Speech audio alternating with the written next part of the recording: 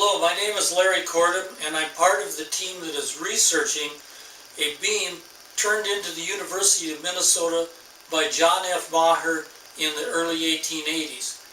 John Maher claimed that the beam was used as the top post, the top horizontal post, to hang the 38 Native Americans that died on December 26, 1862. First of all, we could take all of the information that was very early on said about that, because it's not embellished in any way, and we can take what we have at the Blue Earth County Historical Society, and from both ends we should be able to tell how valid things are, at least within reason.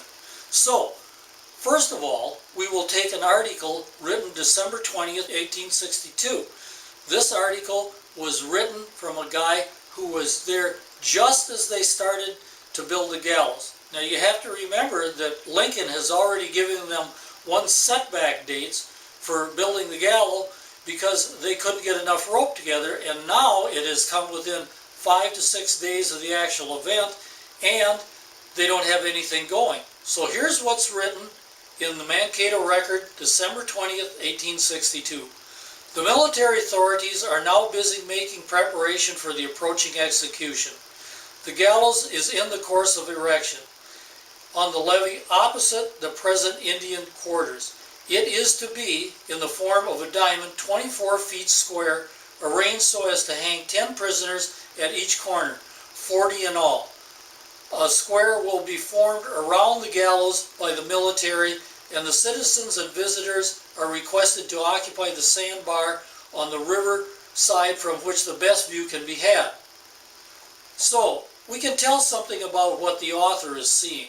First of all, the author is very up close to this thing. He can walk right up to the site. He is looking at it from the corner. He describes it as a diamond, but he describes it as a square diamond. He describes it as 24 feet long. And it says in there, and this is a quote, "It is to be in the form of a diamond," meaning actually they haven't laid an awful lot down on the ground yet. It looks like they have just staked it out. So this guy has a very, very early view of it, more like an engineering outlook of how it's going to be. Now let's discover what happened in the next newspaper article, which was written December 24th, 1862. This thing is much more elaborate because more work has been done to the scaffolding. And so here's what it says. December 24th, 1862, printed in December 26th edition of the Mankato Independent, describes the gallows under construction. Yesterday and today, a detachment of men under the direction of Colonel Marshall have been erecting the gallows. It consists of 8 upright posts, a foot square and 14 feet high, set in sills and plates. It is 4 square. It looks like a small, old-fashioned barn frame without rafters. The length of the sills is about 24 feet. The upper edges of each plate of timber is notched so as to prevent a sharp strain on the rope. There is a series of 10 notches in the upper edge of each plate, places for 40. When 39 hang there, there will be 1 vacant notch. We can tell at this point, being he is talking about 39, that the one Native American has not received his reprieve yet, because he apparently did nothing to deserve the punishment of death. And so this is still a little bit preliminary. And he is saying that it consists of 8 upright posts. That would mean it would have a post on each corner, it would have a post in the middle, and it is set on sills and plates. So meaning that it has no real center part to it, it just has verticals only. And it says that it is about 24 feet long. Now he may not have an actual measure, but what he is doing, we believe, is walking it off, and this was really common. My father used to do tiling, and in tiling it was very common to estimate something by walking it off. They assumed that a person's foot stride was about 3 feet. So it looks like the guy must have went down and strided this out and figured that 24 feet long was about how long it was. This seems like an uncoached writing. At the first writing on December 20th, they seem to be stating to the author that it is 24 feet. In this case, it seems that the author himself is discovering that it's 24 feet by walking it off. The article further continues. A strongly platform runs around the whole structure. It is about 4 feet wide and lying half within and half without of the upright timbers. A plank covering being left out at the place where each of the 8 upright posts project through it. In the center of the enclosure of the timber is firmly set into the ground. The timber is about 20 feet high and from the top, and halfway down it is rounded and made smaller than the part below. On this rounded shaft, an iron ring will slide, which the 8 ropes will be attached to support the platform. A single rope tied to the staple of the ring will pass over the top center post and reach down to the fastening near the ground. So we have a lot more information here. They're saying that now that there is a platform that is going to slide up and down on the vertical post. This is strange because almost all gallows that I've ever seen or ever looked at had a trap door. In this case, the whole floor falls out. So it's a rather different thing. It's an engineering feat because there has never been a hanging in the United States that has had so many condemned to death at once. Okay, so then another thing that it says is that in the center there's a post that sticks up about 20 feet high. There's 8 ropes tied to the platform, and the platform is pulled up by these 8 ropes hooked to a ring around this center post. And then there's one rope that leads up over the top of the post from a pulley and is pulled down the other side, and it is fastened to the bottom. And a strike from an axe simply cuts the one rope and all of the platform drops to the ground. So this is a lot more information than we have before. A little bit earlier in the article, it also mentions 10 notches on the upper edge of each plate, places for 40. So we have a third article, and the third article was written by a man from the New York Times. Now the guy from the New York Times is going to be in a much different disposition than the first 2 people. The guy from the New York Times is not going to be able to walk directly up to the scaffolding. Once the scaffolding was complete, from then on the military would naturally secure the perimeter of the thing and allow nobody but the authorized people to get near it because of sabotage, people tinkering with it, or possibly even people getting hurt from it. He's not going to be able to get next to it.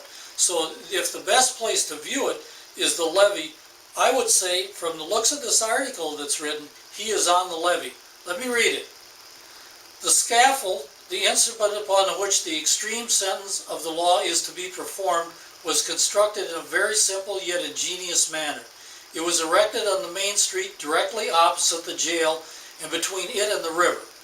The shape of the structure is a perfect square and not, as been stated, a diamond.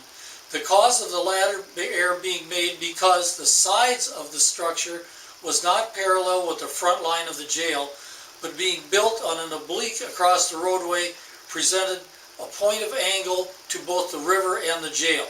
So we have some insights into this guy's point of view. For one thing, he appears to be standing on the levee next to the river, which also gives away the fact that the guy on December 20th was saying that it was a diamond because he was standing out in front of the jail. And this guy has corrected him, but on the other hand, he hasn't really corrected anything because a diamond is a square in the first article, and this guy is stating that it is a square too.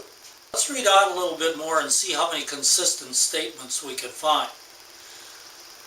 The base of the gallows consisted of a square formed by 4 rough logs, 1 foot each in diameter and 20 feet long. From each corner of this square rose a heavy round pole running up to the height of about 20 feet, while the center came another but heavier timber rising to about the same height. An elevation of 6 feet from the ground there was a platform so constructed as to slide easily up and down the corner pillars, and a large opening center around the middle mast. From each corner of this platform, a rope or a cable was fastened to a movable iron ring that slid up and down the middle mast by means of a rope fastened to one of its tabs. Based on our information from the news articles, what should it be like? What matches? Well, for one thing, the log should not have been used before 1862. Our sources say that it was new cut oak, so it should be a brand new log in use in 1862. It should have a mortise hole in the center. It should have 10 positions cut in the top of the log for ropes. It should be about 23 to 24 feet long, depending on how it was mortised into the uprights. And it should be 1 foot square by 2 different sources. The man on the 24th that could get very close to it said that it was a foot square, and the New York Times reporter at a distance judged it at 1 foot. No other figure than 1 foot is available. Well, if that's what it's supposed to be, what is it really like? Well, for one thing, it does not appear that it was new cut oak. It seems to have been used before 1862. There are 4 mortise holes made into the side of it that are blind mortises. They couldn't have been used in the gallows. They couldn't have been used as knee braces in the gallows because a good mortise joint doesn't wobble anyway, so it doesn't need knee braces. And as far as the new cut oak goes, we had 2 people that would know what oak looks like, even at age. Myself, I don't. But they both agreed that it was not oak. So we have a problem there in the type of wood that it is supposed to be as opposed to the type that it is. They say it's red elm. It should have a mortise hole in the center, and it does. It has a through mortise hole in what would be the center of the log had it been not cut off. It should have 10 notches. If it had not been cut off, it would have had at least 10 notches in it, the size that would handle just the width of a rope. It should be 23 or 24 feet long. That is a kind of a variable. It's not likely that after Maher got done cutting it to size that it would be 23 or 24 feet long. And it should be 1 foot square. It is not 1 foot square. There's a big problem there. The thing, when it was wet, was probably 8 by 10. Now after it shrunk and dried out, it is about 7 by 9. So we have a discrepancy there that's hard to overcome. So here is our main question. Did John F. Maher actually buy the gallows that the Native Americans were hung on in 1862? And the answer is no, he did not. A physician named Brown bought the standing gallows for a little over $30. Now it would seem odd that a physician would need a gallows, but it is described as a barn without the rafters in the second article that I read. And Brown was also into the real estate business, and he had properties out of county. There was one report that someone had stole the timber off of his land and that they had been caught and fined $5 for it. Now we don't know if the timber was the gallows timber, and we don't know if the timbers was just standing tree timber, but it says one thing: Brown needed timber and lumber. And he probably needed it because he had no buildings, and the gallows would be a perfect thing for him. He wouldn't have to cut down the trees, he wouldn't have to take them to the sawmill, he wouldn't have to mortise them, he wouldn't have to tinion them, and he wouldn't have to put them up by himself. Because you have to remember, you're dealing with something really heavy. 1 inch of a 12 by 12 oak log weighs 5 pounds, meaning that the support for the ropes on the gallows log would have weighed about 1,500 pounds wet. That's a lot of lumber to be throwing around and a lot of timber to be throwing around in the woods. It would be very easy for him to deal with something that he could assemble and tip up and just simply make a building out of. So We don't have anything that says that John F. Maher ever had the beam he claims to have had.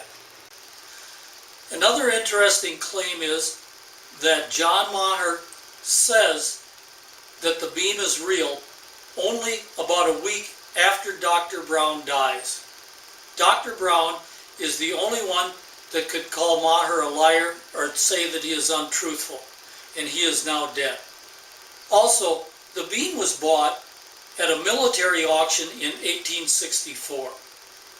Maher not only made a claim about the beam and the floor, but he also made a claim about the uprights that were used on the gallows. He said that the uprights were used in a warehouse that he built, and then when the warehouse burned down, if people liked, they could go take a piece of the gallows beams out of it, and they would have something legitimate. But this time he is caught. This time Ben Pay steps forward and says that Maher did not build the warehouse, that he had built the warehouse and sold it to Maher, so Maher's claim is false. The whole affair about the purchase of the beam is rather transparent. The military quartermaster decided that he would sell the gallows and he would sell the log Indian quarters at an auction. Maher and Brown both had the same chance to buy the gallows. It is proven that Maher was in town by paper articles that appeared in the same issue that the gallows report as being sold was done in. Maher could have bought the gallows by simply outbidding Brown, but he never did. It is not very likely that Brown would buy the gallows and then turn around and sell the gallows to Maher for more money when Maher could have just outbid Brown in the first place.